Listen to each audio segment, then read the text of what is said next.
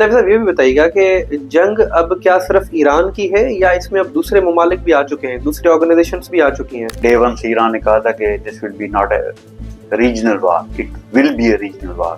صرف ایران اس میں fight back نہیں کرے گا یا یو ایس کے ساتھ انگیج نہیں ہوگا, وہ فیکٹ بن گیا ہے. سب سے پہلے حزب اللہ نے سٹارٹ کیا جب اسرائیل نے ساؤتھ لیبنان کو ٹارگیٹ کیا. Hezbollah they are engaging since like 2 weeks they are working on it.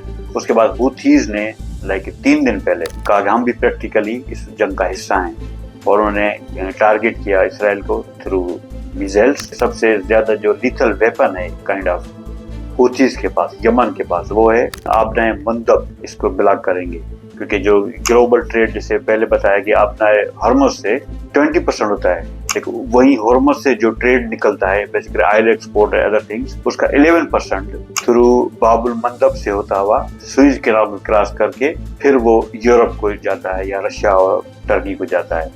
تو it will be a big huge impact on all those countries. تو this is not regional war now. اور militarily بھی دیکھیں جیسے U S نے چند دن, وہ تو کافی عرصے سے کہہ رہا ہے کہ اب خبریں آ رہی ہیں فار ناؤ کہ انہوں نے کچھ گراؤنڈ ٹروپس بھی بھیجے ہیں, نیوی سیلز اینڈ ادر. تو نیوی سیل یا باقی جو یو ایس ٹروپس اگر آتے ہیں تو اس کے جب وہ انٹری کریں گے, اور ایران میں انٹری کرنے کا ایک ہی راستہ ہے from western front through Iraq, کیونکہ باقی ایران میں آپ گراؤنڈ فورسز نہیں اتار سکتے فرام ساؤدرن سائڈ, کیونکہ وہاں پہ ایک تو ماؤنٹینس کنٹری ہے اور وہ سارا kind of naturally Iran is a protective country, protected through mountains.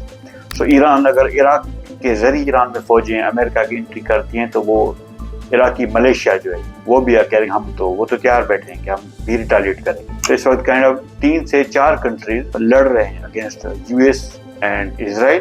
Middle eastern countries کی سپورٹ جو ہے چاہے وہ بیسس کی صورت میں ہو یا مورل سپورٹ ہو وہ بھی یو ایس کے ساتھ ہے.